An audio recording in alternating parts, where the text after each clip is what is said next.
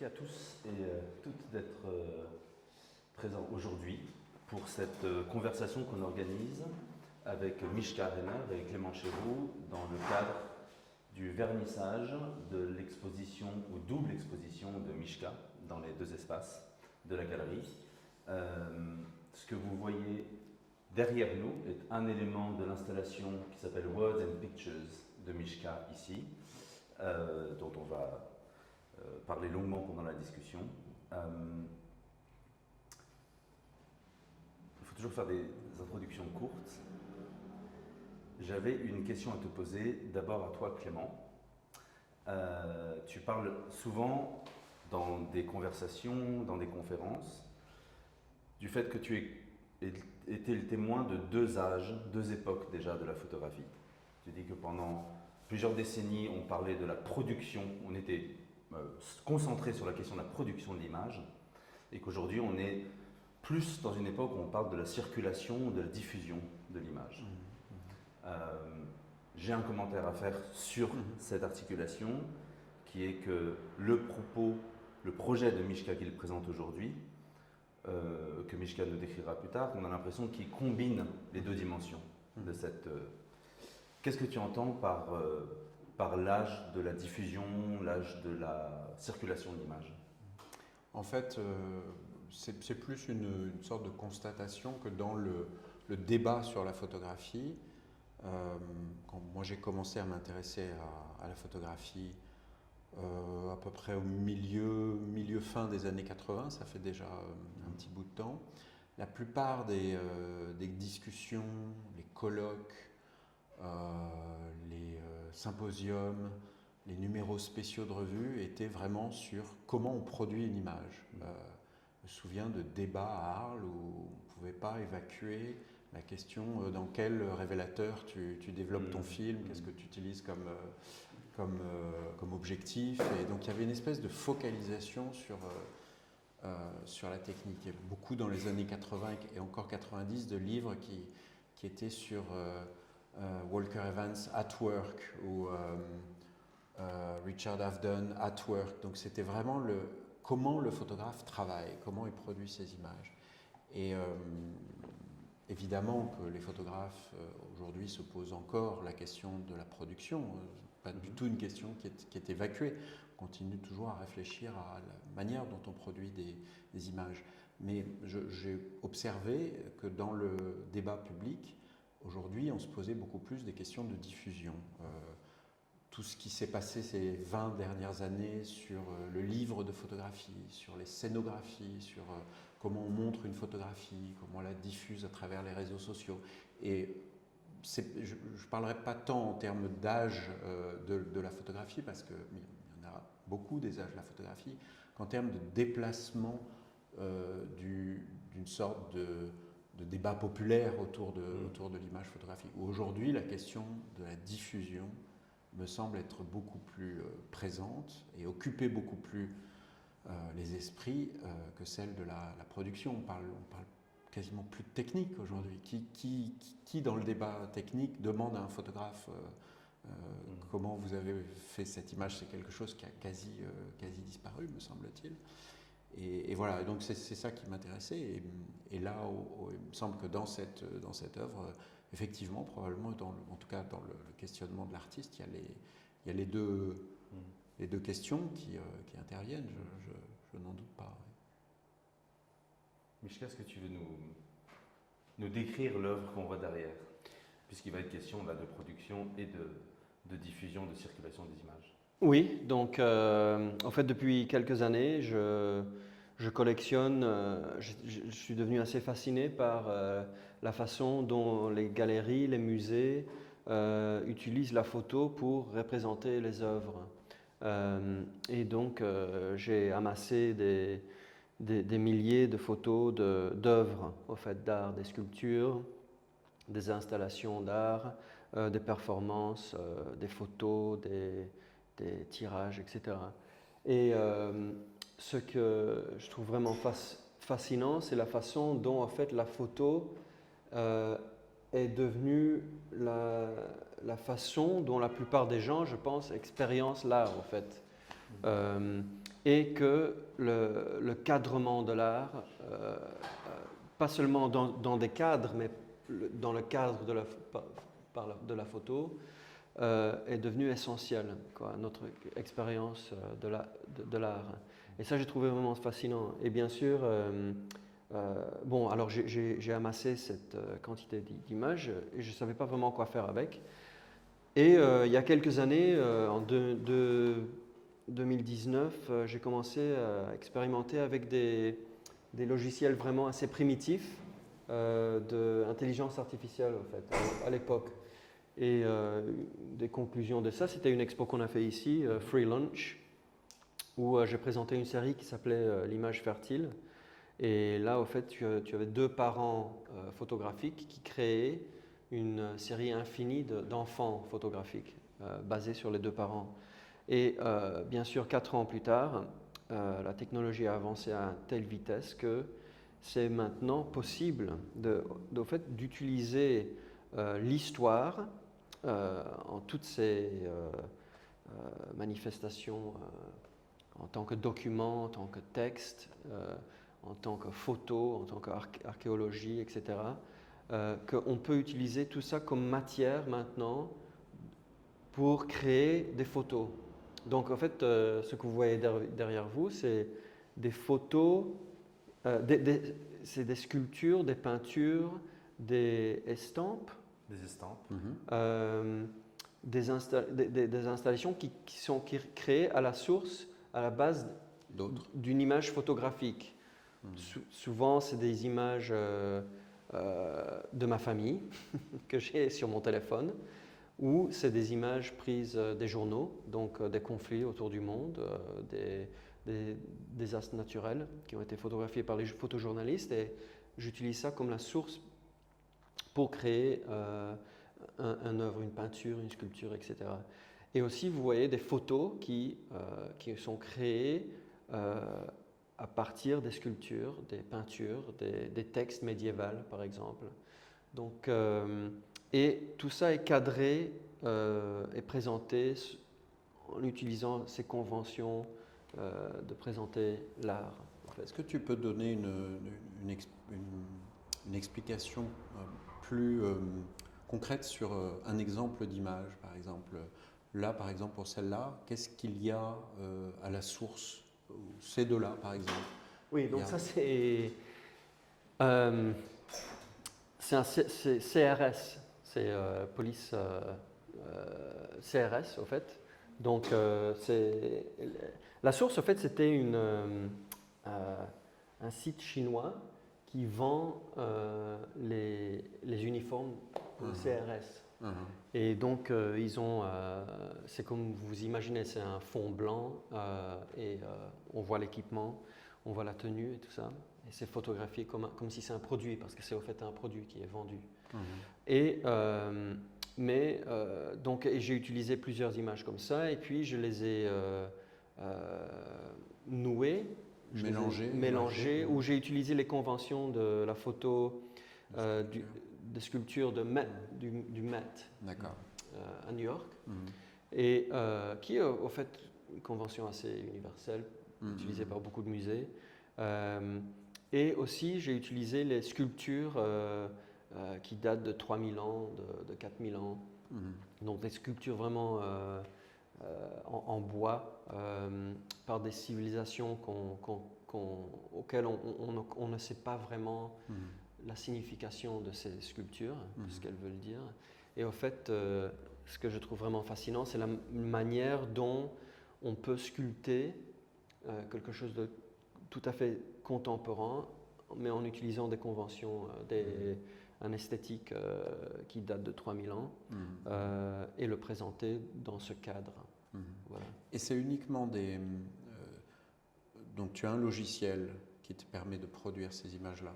Et ce logiciel, tu le nourris uniquement d'images, ou est-ce qu'il y a des instructions écrites? Est-ce que tu rentres la phrase, ça doit ressembler à ça, par exemple? Ah non, c'est entièrement textuel.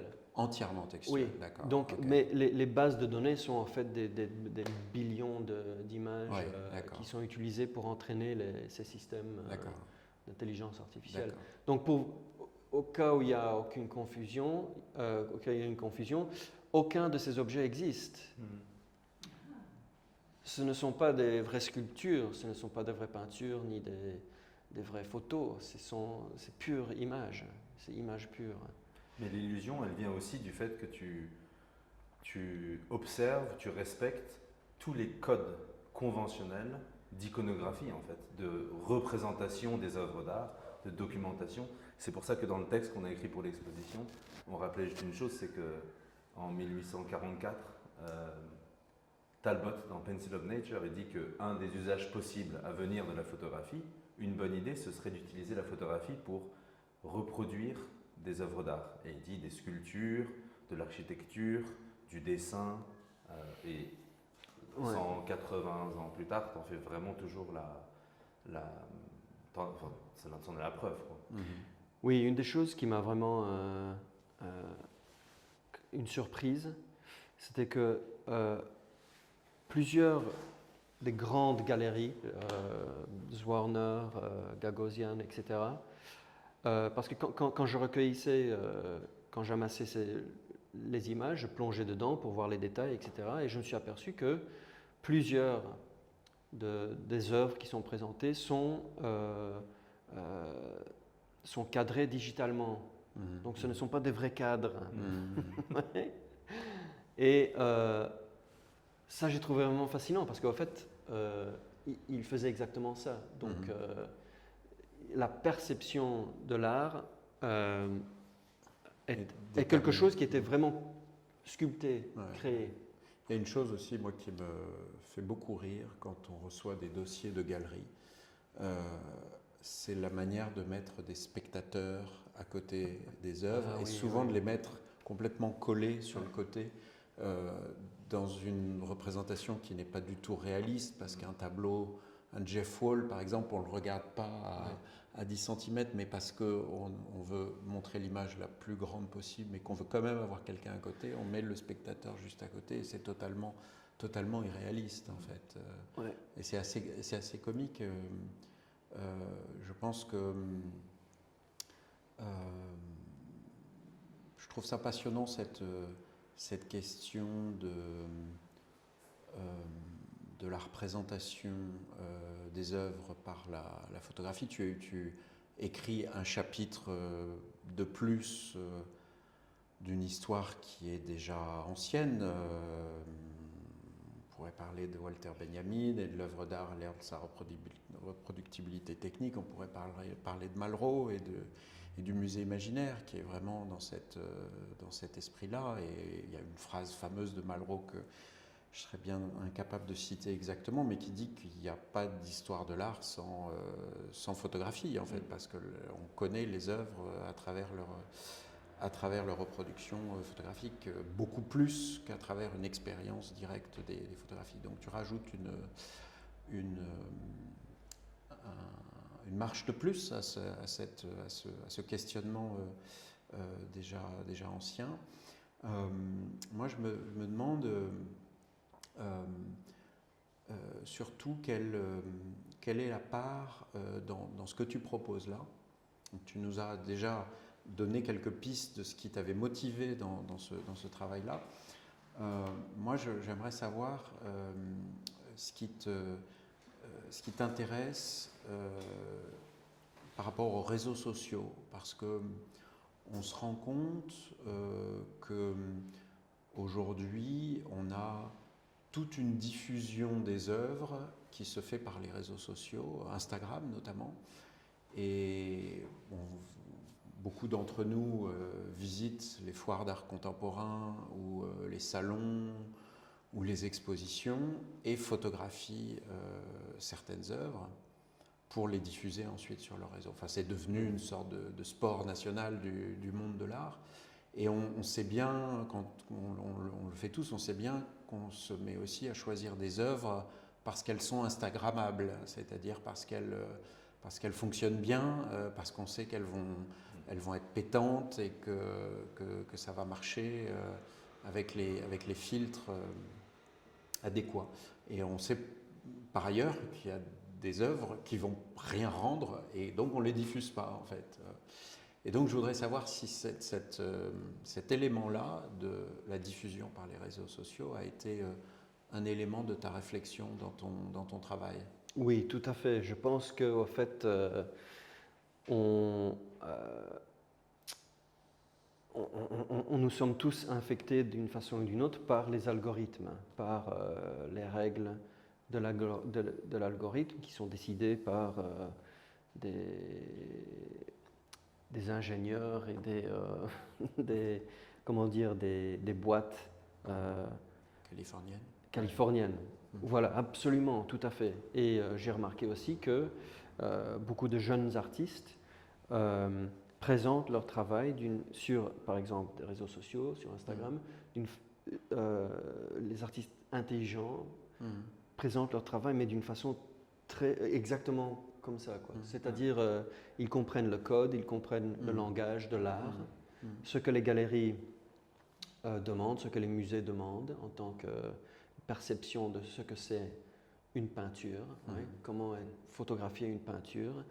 Le régime est tellement bien établi que absolument, ça fait plusieurs années que j'ai perçu ça, et même moi j'ai pensé comme un jeu à jouer avec ça sur mon Instagram. Donc j'ai pensé, ça serait drôle de présenter. Souvent mes projets commencent avec une rigolade, un jeu comme ça.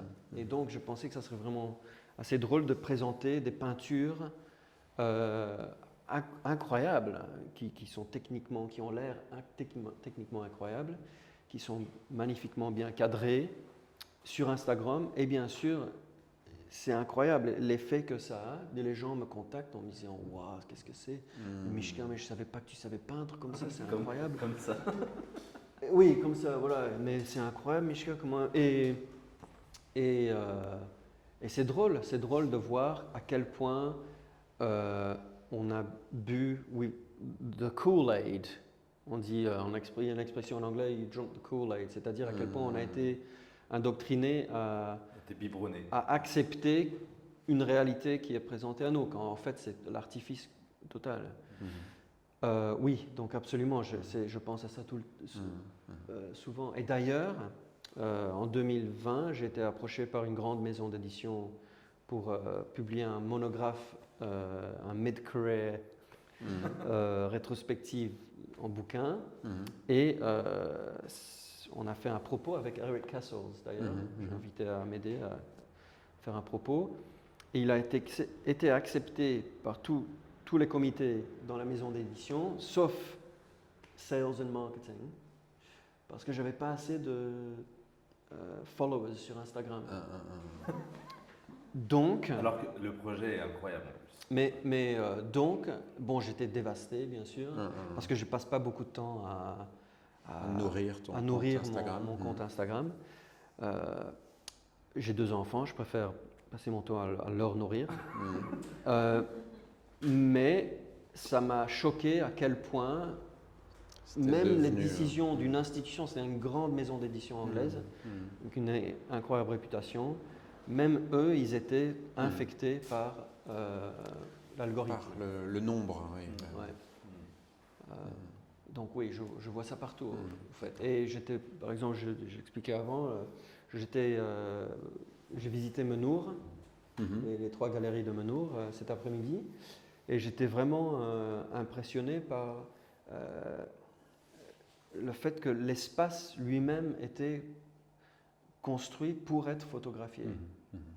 Et d'ailleurs, Zoé, elle est ici, Zoé, ouais. Elle n'est pas là aujourd'hui, elle est dans l'autre galerie. Donc Zoé, elle a fait des photos de l'installation, et elles sont géniales, elles sont vraiment nickel, les photos. Et je pense que même quand on pense à l'espace d'art, maintenant, c'est comme il est fait pour être photographié. C'est un studio. C'est un studio de photo. C'est la tendance d'avoir des galeries qui ressemblent à des studios photo. Ouais. Et c'est impressionnant comment cette idée définit ce que c'est l'art, en fait. Notre expérience de l'art, je pense, mais c'est un propos. Je pense qu'on peut parler puisqu'on parle de représentation et de comment montrer une œuvre et qu'elle soit séduisante sur Instagram. On peut parler de l'autre partie de l'exposition parce que nous, on a un problème, c'est qu'en fait, c'est très difficile de diffuser cette œuvre, qui est une installation sur Instagram justement. C'est une installation sonore. On rentre dans la galerie qui est plongée dans le noir et on peut s'asseoir et on entend une voix qui lit pendant 7 heures le texte de livre que tu as publié pour la première fois en 2010 et qu'une nouvelle version vient de sortir à l'instant, donc après cette conversation on fera une signature, qui s'appelle Photography Is. Et toi Clément, tu avais montré Photography Is quand tu étais au Centre Pompidou, dans l'exposition Qu'est-ce que la photographie ? Il y a quasiment une dizaine d'années maintenant. C'était 2000, le livre c'est 2010, donc ça doit être 2014 l'exposition. Ouais. Pourquoi tu avais choisi Photography Is pour l'exposition ? Alors, bon, je vais revenir sur, à nouveau sur quelque chose que peut-être me permet ma longue expérience de la photographie. Ça fait un peu vieillard de dire ça, je suis désolé, mais moi, quand j'ai commencé à m'intéresser à la photographie dans les années 80, le grand truc, on s'interrogeait sur la technique, mais du point de vue de la théorie, la question, c'était vraiment la question ontologique, c'est-à-dire qu'est-ce que la photographie ? C'était quelques années après la publication de La Chambre claire de Barthes, c'était Susan Sontag, Dubois en France, donc il y avait vraiment cette volonté d'essayer de trouver ce qu'on appelait le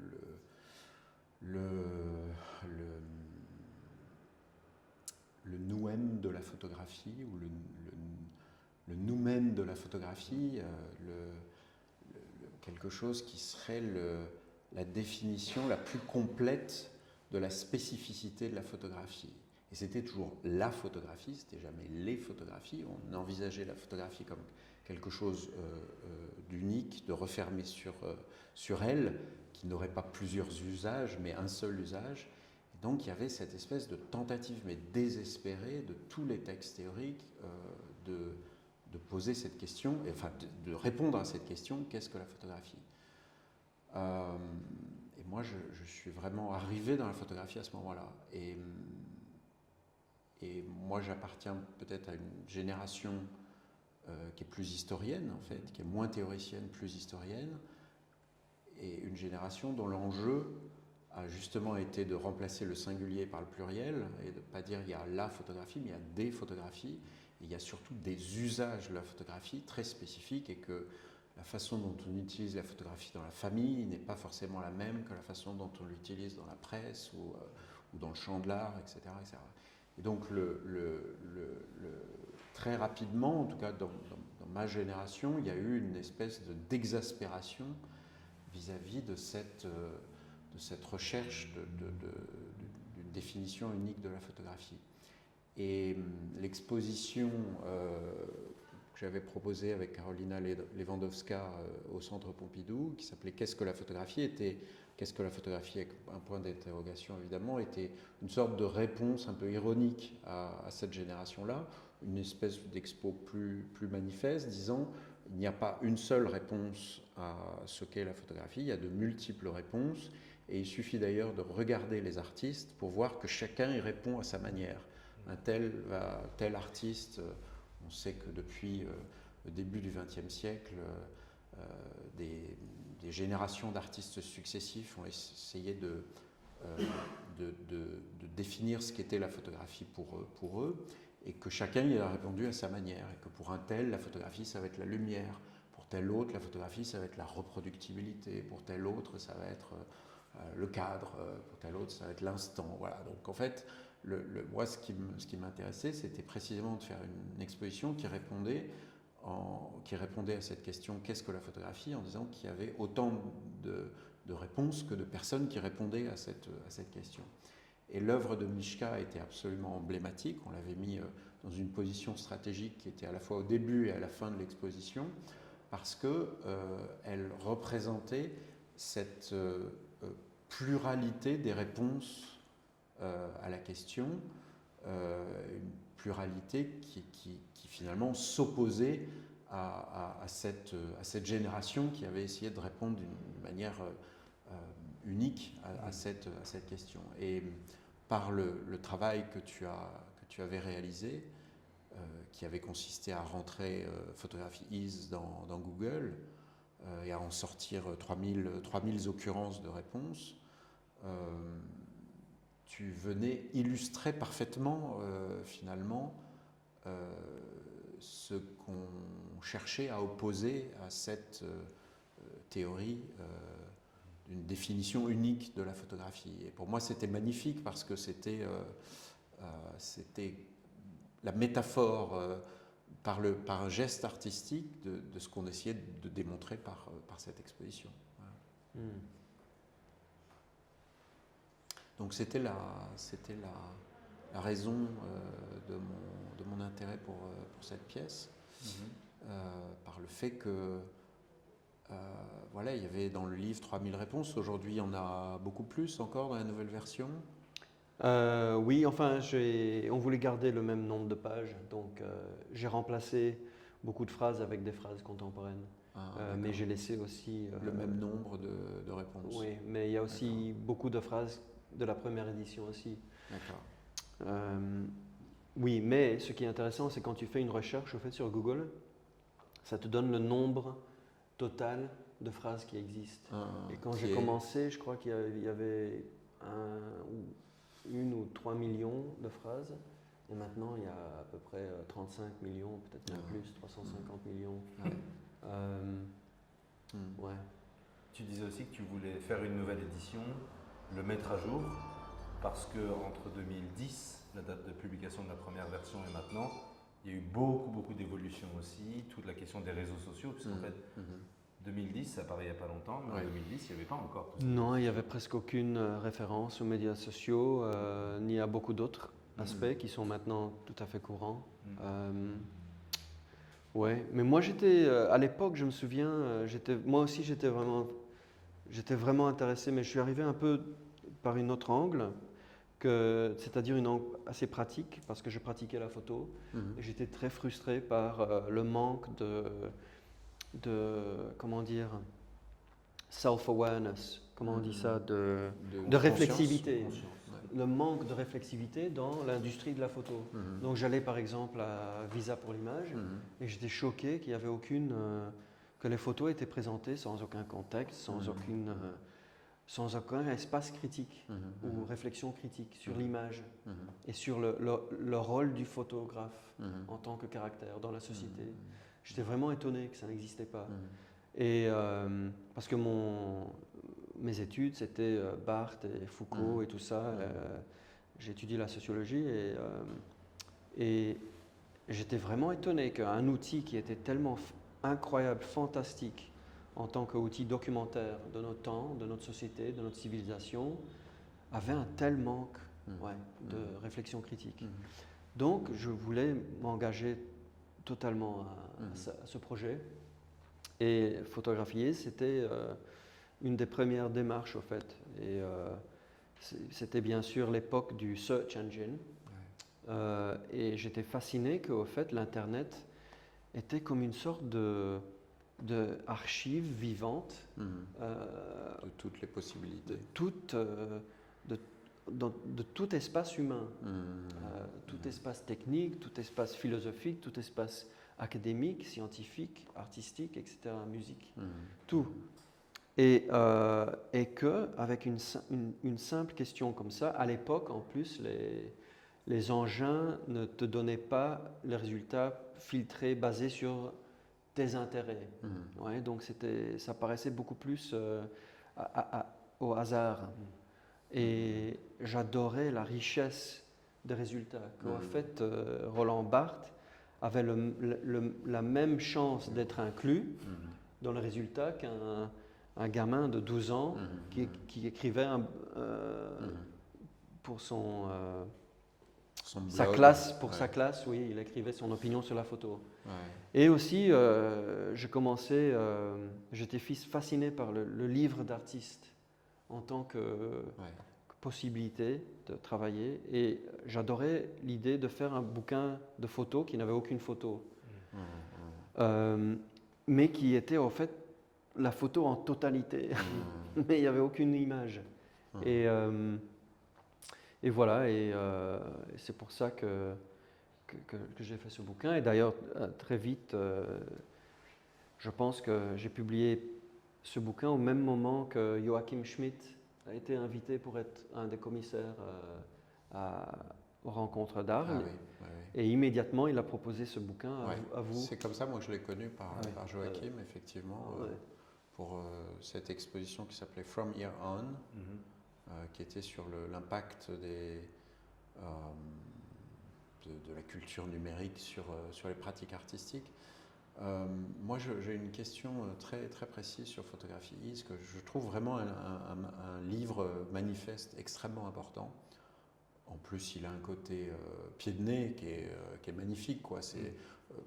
Tu dis quelque chose, je pense, de très profond et de très puissant, qui pour moi est une réponse à cette espèce de quête de l'ontologie photographique, qui est pour moi une quête vaine. On n'arrivera jamais à dire la photographie c'est ça, et un ça tout petit qui tient en 2 lettres. Donc je trouve que c'est une réponse magnifique à ça, une grande puissance, et bien plus puissante que n'importe quel théoricien ne pourra l'écrire en fait. Et ça c'est important. C'est un pied de nez, il y a de l'humour, il y a de l'absurde, il y a je sais pas, il y a des phrases qui sont époustouflantes, qui sont des morceaux de poésie, quoi. La photographie, c'est comme d'habitude, quoi, ou des choses comme ça qui résonnent de manière. Photography is like making cheese. Voilà, exactement. Ça, c'est un de mes préférés. Ouais. Et ça, donc pour moi, ça c'est très intéressant. Mais je me suis toujours demandé s'il y avait des fausses citations là-dedans, si tu avais introduit. Je pense souvent à cette œuvre. Des années 70, son nom m'échappe à l'instant, qui a fait cette pièce extraordinaire de citations contenues dans une enveloppe. Mel Bochner, voilà, Misunderstanding Photography, dont on sait aujourd'hui, réunissant une dizaine de fiches qui contiennent des citations, et dont on sait qu'il y en a 3 qui sont totalement inventées. Et donc je me demandais si tu avais introduit dans Photography Is des choses que tu avais inventées.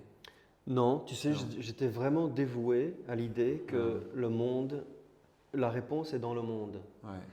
Et tu sais, dans tous mes œuvres, au fait, il y a cette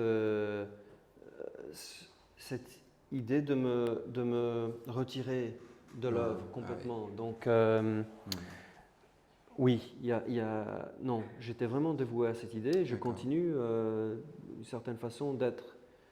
Que je ne voulais pas imposer un style, ni mes idées là-dedans. La seule idée, c'est vraiment trouver les phrases. Et de faire le de faire le livre. Et la typographie, par exemple le choix de l'espèce de petit losange ou petit carré qui, est-ce que ça aurait pu être un tiret, ça aurait pu être un slash, ça aurait pu être. Je crois que ça vient de Sophie Calle. Ouais, parce que j'adorais ces bouquins publiés par Actes Sud, je crois. Et je pensais absolument comment présenter le texte, et j'aimais beaucoup la façon dont, pour la même façon, hein, elle se retire dans les textes, elle se retire vraiment, c'est la parole de l'autre qui compte. Et j'ai adoré ça, et je me demande même si le diamant là est sorti de là ou pas, je ne me souviens plus. Mais, la disparition de l'auteur, c'est une chose qui est présente dans beaucoup de tes travaux, le retrait, le pas en arrière de l'auteur. Ben oui, c'est cette idée que c'est comme un peu, je pense que ça vient de mon passé sociologique, au fait que c'est j'apprécie énormément le travail des autres, mais aussi l'esthétique qui existe déjà. Et je trouve que j'ai jamais vraiment été intéressé ni confortable avec l'idée que l'artiste impose son esthétique sur le monde. Moi, je suis beaucoup plus intéressé au fait que l'esthétique qui existe déjà représente quelque chose déjà de fascinant, qui est une sorte de code de la civilisation dans laquelle on existe et qu'on peut apprendre quelque chose en étudiant cette esthétique. Donc ça, c'est vraiment... ça m'intéresse énormément. Ouais. D'accord. Parce que dans l'installation dans notre galerie, pendant le vernissage tout à l'heure, il y a des gens qui pouvaient se poser la question, la voix qu'on entend, c'est pas ta voix. C'était Non. un YouTuber en fait, photographe américain, probablement d'Atlanta, qui il y a quelque temps sur YouTube a décidé de faire une performance en live et de faire une lecture pendant 7 heures du texte complet. Et donc toi tu t'es approprié ce matériau, tu as retiré l'image. Donc à nouveau, comme tout à l'heure tu parlais du fait de publier photographie sans image. Dans l'installation tu as retiré l'image parce que c'était une vidéo. Et tu n'as conservé que le son que tu as un peu édité, puisqu'il y a des moments où il a besoin, le pauvre, de faire des pauses, parce que 7 heures de lecture, à un moment, il a besoin de se reposer. Et donc, à nouveau, c'est l'appropriation. Tu es évidemment l'auteur de l'œuvre, et à la fois, tu n'es pas la voix qu'on entend dans la galerie. Oui, j'ai adoré sa présentation. J'étais terriblement touché qu'il a choisi de le faire, parce que je sais que c'est un vrai projet de le faire. Ça demande énormément de temps. Mais aussi, c'est consistant maintenant avec ce phénomène du audiobook, que on entend. Moi, j'écoute des audiobooks tout le temps, j'écoute les podcasts tout le temps, et encore, c'est une autre façon d'expériencer la culture, en fait, et les œuvres. Et donc, ouais, l'idée d'avoir cette autre dimension, parce que avec chaque je pense que tous les œuvres que je fais, il y a d'autres possibilités. Ils ne sont pas tous fixés une façon de la présenter. Et avec Photography, je me souviens quand tu m'as approché pour faire l'expo Pompidou, on a réfléchi comment on pourrait le faire.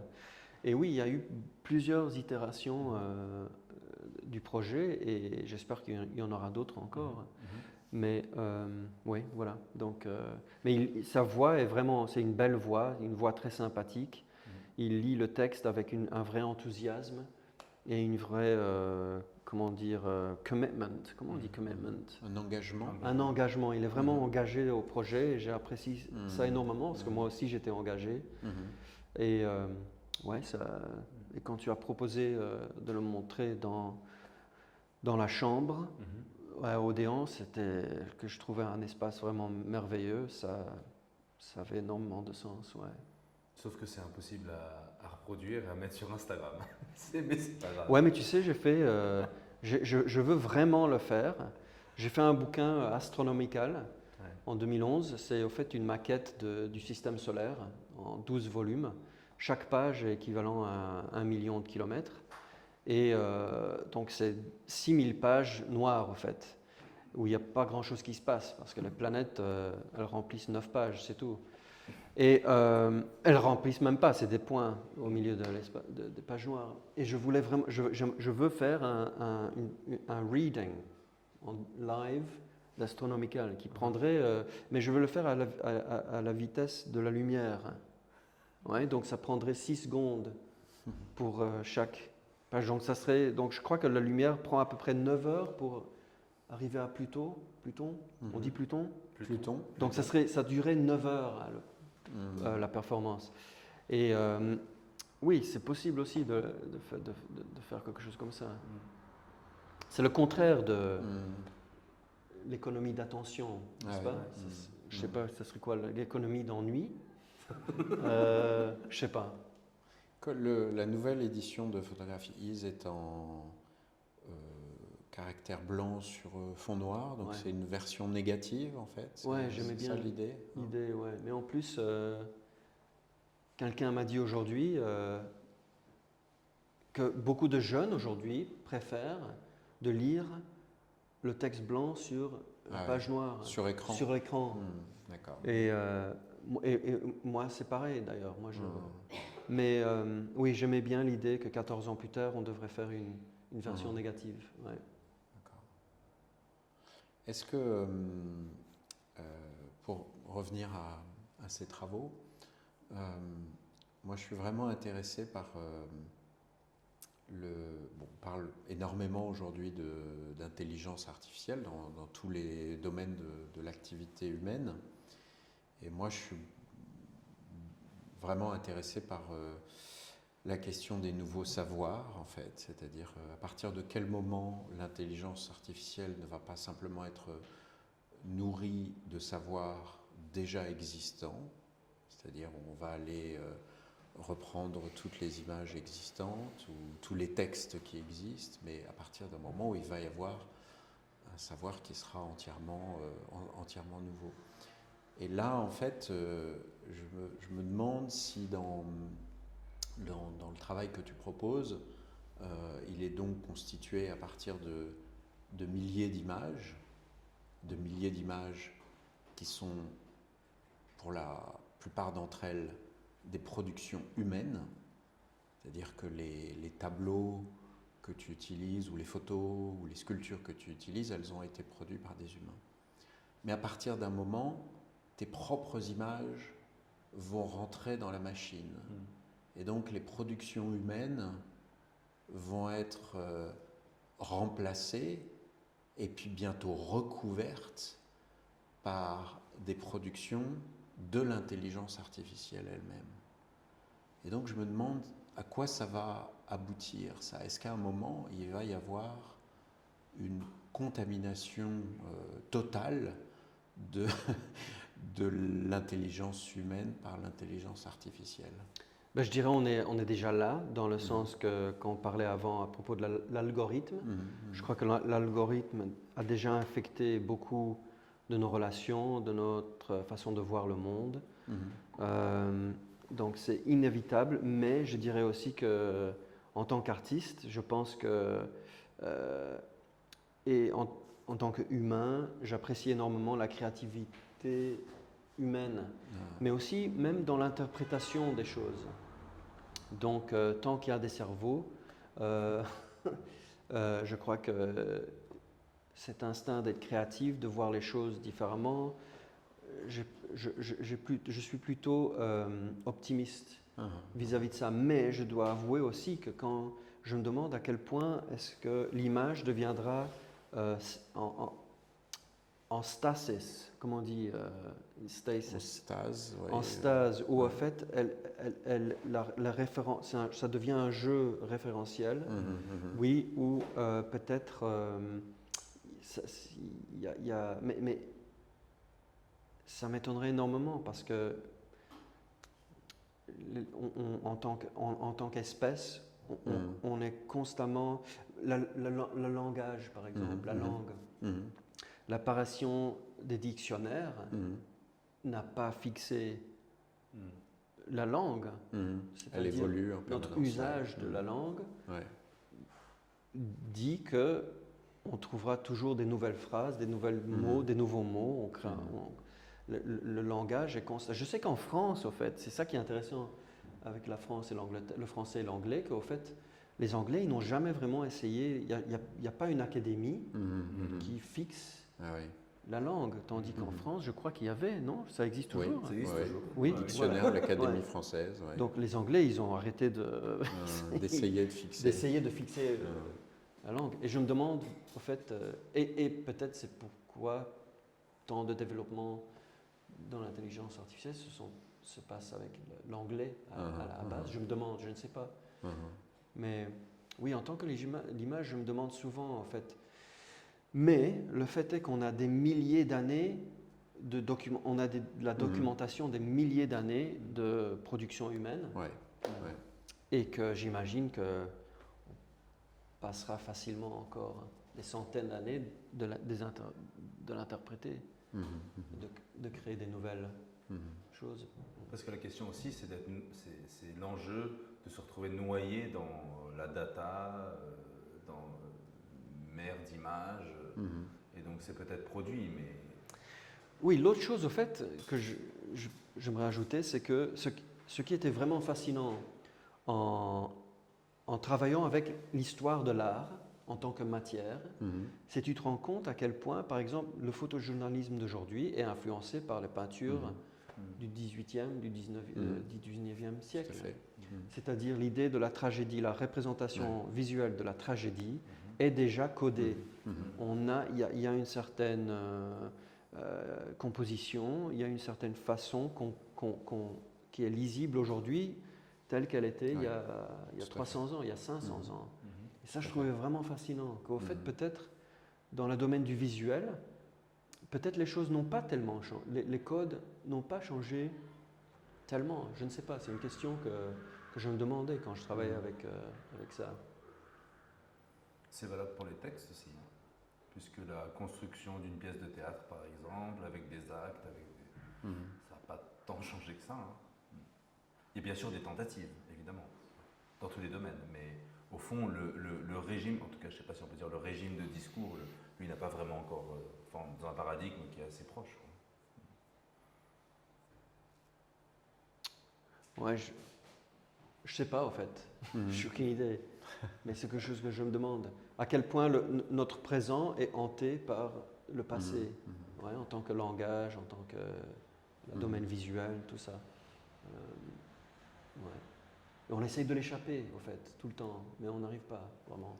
Oui, on arrive à des niveaux d'abstraction, comme on l'est aujourd'hui avec la philosophie, où la philosophie ne finit plus que parler de la philosophie elle-même.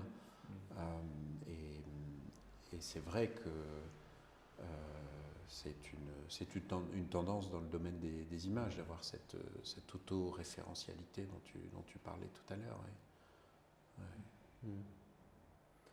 Est-ce que tu peux nous parler d'un dernier élément de l'exposition, puisqu'on parle de texte, qui est en fait le texte de présentation qui est au mur et qui fait partie de cette installation, oui, qui est le pendant textuel de ces Ouais. images, même si on a compris que ces images-là ne sont toutes produites à ton niveau qu'à partir de texte. Ouais. Donc c'est un texte qui respecte les conventions de présentation d'une exposition, d'un projet, d'un artiste dans un lieu dédié à présenter de l'art, comme une galerie.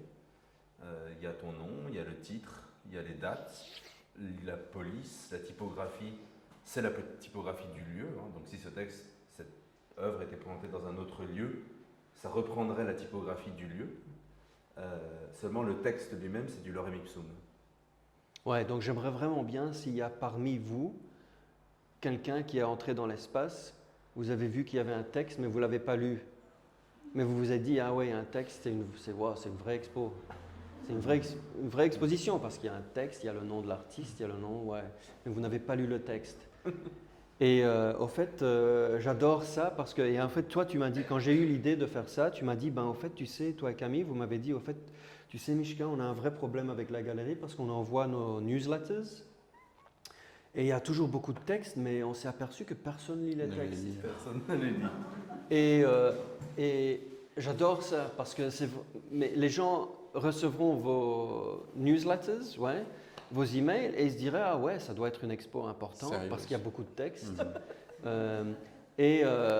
Et bien sûr, moi, je suis autodidacte avec le design. C'est une des choses que j'ai appris moi-même quand j'étais très jeune, à utiliser les logiciels. Et le texte, lorem ipsum, m'a accompagné toute ma vie. Parce que quand tu fais les mises en page et tout ça, ce texte, il fait partie des logiciels. Et j'ai adoré que c'est... Et le texte lui-même, c'est au fait une... On dit bastardisation. Ouais, Comment on dit ça en français? Je pense qu'il n'y a pas de mot, mais une bastardisation, je dirais tout simplement. Ouais. C'est rendu un peu bâtard. Ouais. Bâtardisation. Bâtardisation. ouais. Donc il y a une source du texte, qui est un texte de Cicéro qui date 2100 ans. Ouais. Et dans les années 60, en fait, quand on commençait à développer les premiers logiciels ordinateurs, les ingénieurs ont pris un peu du texte de Cicéro ici, un peu par là, un peu par là, ici, pour juste remplir l'espace sur l'écran. Ouais. Et c'est devenu, au fait, un aspect fondamental dans la création, La mise en page. de la mise en page, ou dans un magazine, ou dans même le design d'une expo. Quand on pensait comment expliquer, Qu'est-ce qu'on devrait avoir comme texte? On a beaucoup pensé à ça et j'ai pensé, ben écoute, l'expo est vraiment sur l'apparence de l'art, ces images pures. On devrait juste avoir un texte lorem ipsum. Et vous avez beaucoup rigolé. Et là, je me suis dit, c'est fait. S'il rigole, ça doit être bon. Et j'adore, oui, cette idée. Et comme je dis, le présent est hanté par le passé. J'adorais cette idée qu'au fait, même avec la technologie la plus avancée, le texte de Cicéron. Cicéron, c'est pas carré. Donc ça va très bien avec ce projet-là. Moi, ce que je trouve fascinant avec ce texte-là, c'est qu'il est très rassurant, en fait. Moi, je regarde beaucoup je reçois beaucoup de PDF, de catalogues qui sont en cours, ou de livres qui sont en cours de préparation, donc de mise en page. Et quand je vois arriver ça, je suis rassuré parce que je me dis, j'en suis pas encore au moment où il va falloir que je relise le texte pour voir s'il n'y a pas d'erreur typographique. Donc pour moi, c'est le texte qui rassure par excellence. Et donc ça va très bien avec ça, avec ce projet-là. Et je serais très curieux de savoir comment l'intelligence artificielle pourrait traduire ce texte-là en images. Ça pourrait être intéressant d'essayer de le transformer, de voir s'il a un équivalent en images. Je crois que j'ai essayé, c'est mieux de ne pas savoir. Parce que c'est même quand tu essayes de traduire le texte, ça n'a aucun sens et c'est mieux de ne pas savoir. Ouais. Ignorance is bliss. Ouais. Est-ce que vous avez des questions? Une seule, Je suis au travail depuis une dizaine d'années et j'ai compris à l'origine de ta démarche, c'était de ne plus créer d'images. Tu as dit, j'étais photographe, je ne le suis plus. Ce qui m'intéresse maintenant, c'est d'organiser les images que je trouve et en les assemblant, leur donnant une résonance qui est plus grande qu'elle-même, ce que tu as fait extraordinairement bien. Et là, je te vois, depuis 3-4 ans, vraiment créer des images complètement originales. Sans un outil, sans un appareil photo, mais tu crées des images originales, chose que tu n'as pas fait, je crois, encore. Ben oui, mais ce qui est bizarre avec ces images, c'est qu'il y a elles sont familières d'une certaine façon. Donc, tu sais, quand j'ai commencé à travailler là-dessus, j'étais convaincu qu'en fait, elle copiait, le logiciel juste tout simplement copiait quelque chose qui existait déjà. Un style. Pas seulement le style, mais même la composition, l'image. C'était tellement familier que j'étais choqué que... Oui, c'est comme si je l'avais vu déjà. Mais c'était comme ça avec l'image fertile. Donc, c'était quelques générations avant ces images qui étaient vraiment pas claires du tout. Mais il y avait un aspect vraiment familier. Mais au fait, et alors j'ai commencé à faire des recherches à l'envers où j'ai essayé de trouver la source. Et c'était impossible de trouver la source parce qu'au fait, elles n'existent pas du tout, ces images. Et c'est ça que je trouvais fascinant, qu'en fait, on pense, elles sont originelles, mais elles ne le sont pas. Et c'est cette confusion que je trouve vraiment fascinante en tant que lecteur. Je pense souvent en tant que lecteur, tu vois, pas nécessairement le producteur, mais en tant que lecteur. Et en tant que lecteur, oui, quelle est l'expérience? Et c'est ça que je trouvais vraiment fascinant. Il y a quelque chose de tellement convaincant dans chaque image. Et ce qui doit être convaincant, c'est parce qu'on le croit, parce que tout est correct dans l'image. La composition est correcte, la matière est correcte, bien, mais c'est juste l'apparence de la matière. Et assez familier aussi. Oui, et assez familier. Mais d'un côté légèrement inconfortable. Oui, tout à fait, oui. Moi, je me descends comme ça. Oui, je pense. Oui, et bien sûr, non, je suis auteur, bien sûr, parce qu'en tant que la thématique, les thèmes que j'ai poursuivis, oui, bien sûr, il y a il y a des choix qui ont été pris. Et oui, il y a un thème, et je suis assez frustré d'ailleurs par la limitation, les limites de mes propres de ma propre imagination, en fait. Mais oui, oui, je comprends ce que vous dites aussi, ouais. Mais j'ai pas de réponse. En tout cas, merci. Oui. Je viens de pousser la porte et du coup je viens de découvrir votre travail et toute votre démarche. Moi j'ai simplement une question sur les sujets qui sont représentés dans votre travail. Donc il y a toute une réflexion qui va justement avec comment fonctionnent les prompts et les résultats créés par l'intelligence artificielle avec laquelle vous travaillez. Donc, comme vous disiez, et je rebondis sur ce que vous disiez sur justement que vous vous fiez sur les travaux qui étaient déjà créés, plutôt qu'un artiste qui impose son travail au monde. Si par exemple des faits d'actualité comme le passage de ChatGPT 3 par exemple au David, qui ont qui ont des centaines de milliards de points de référence et qui passent à un autre niveau avec ChatGPT 4 qui quasiment sont au seuil du trillion, on voit que les résultats arrivent à un certain appauvrissement des résultats qui sont proposés sur les prompts.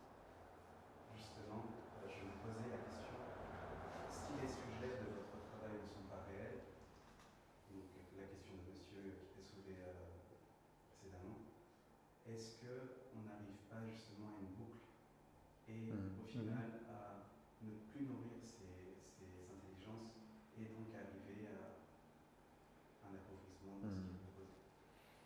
Ouais, c'est bien possible, mais je crois que avec l'intelligence artificielle, il y a aussi, à l'opposé, un intérêt à l'intelligence non artificielle.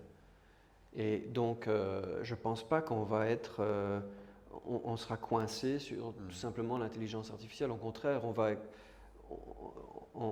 va commencer à explorer d'autres formes d'intelligence pour apprendre de leur part, qui vont probablement aussi nourrir l'intelligence artificielle. Je ne sais pas, je ne travaille pas dans ces labos. C'est plutôt une démarche artistique pour moi et je pense qu'est-ce qu'il y a là-dedans qui est intéressant. Et je pense pas du tout. C'est intéressant pour moi parce que je ne pense pas à l'avenir, je pense au passé au fait. Je suis plus intéressé à ce que ça nous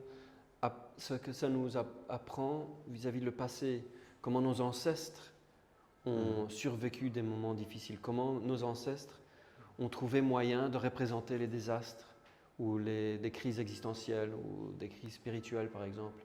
Et que quand on commence à penser comme ça, on voit qu'au fait, toute l'histoire est comme une encyclopédie ou une sorte de façon de comprendre nous-mêmes à travers nos ancêtres d'une certaine façon. Et comment eux, ils ont trouvé des moyens d'exprimer leurs doutes, leurs crises. Donc et l'intelligence artificielle ici, dans ce cas, c'est qu'un outil pour moi. Ouais. Merci beaucoup. Merci Mishka. Non, plaisir. Merci de venir. Merci Ouais. à vous.